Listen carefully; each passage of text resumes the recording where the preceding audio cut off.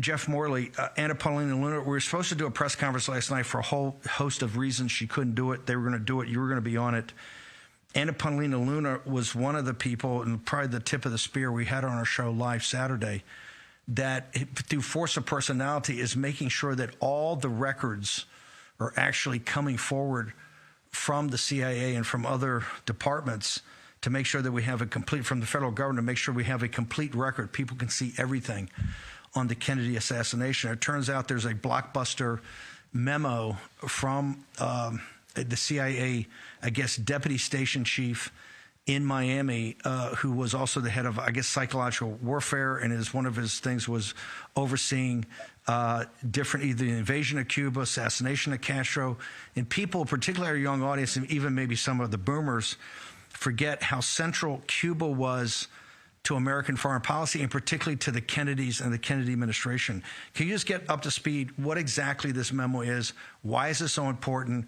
Why, I don't know, 60-some years later, it's front page news on the Washington Post, sir? Well, Steve, first of all, thanks for having me. Thanks for your kind words about my book. You know, you and I come from very different places politically, but we do agree about James Angleton. We do agree about the Kennedy assassination. So let's drill down on that. What the Washington Post reported on in the front page story yesterday was a file. It's not one document. It's a series of documents about a man who was the chief of covert action in the Miami station in 1963, running covert operations out of Miami and New Orleans. And this file shows that the story that the CIA told for 60 years until last week was false, that they didn't know anything about this guy, Lee Harvey Oswald, the Castro supporter who was making noise in New Orleans. They pretended that he didn't exist and that they knew nothing about him. And the file of this man, George Joannides, emerged last week, showed that that cover story is now defunct.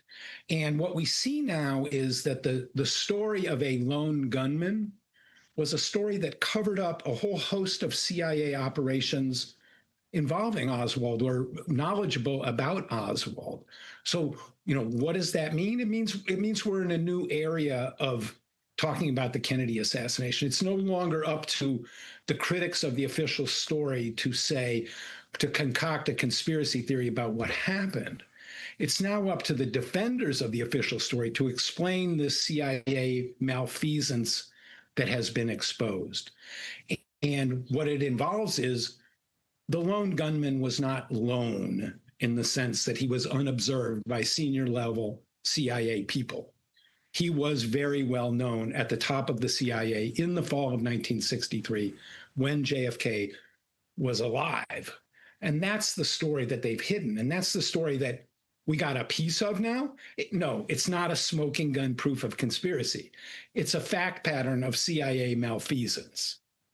Hey everybody, I wanted to call your attention to one surefire way to deepen your knowledge of the assassination of President Kennedy.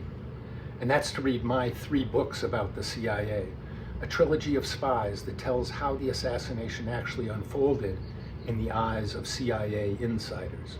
You see, my work on JFK's assassination is rooted not in the literature of conspiracy, but in the history of CIA operations. And that makes all the difference when it comes to understanding the events that culminated on November 22nd, 1963. You'll want to check out my 3 CIA books that tell the story of the founding generation of the Central Intelligence Agency and what 3 insiders actually thought about JFK's assassination. Meet charismatic Station Chief Winston Scott as he surveils Lee Harvey Oswald 6 weeks before Dallas. Meet urbane CIA Director Richard Helms as he fends off President Richard Nixon's attempts to blackmail him over JFK's assassination.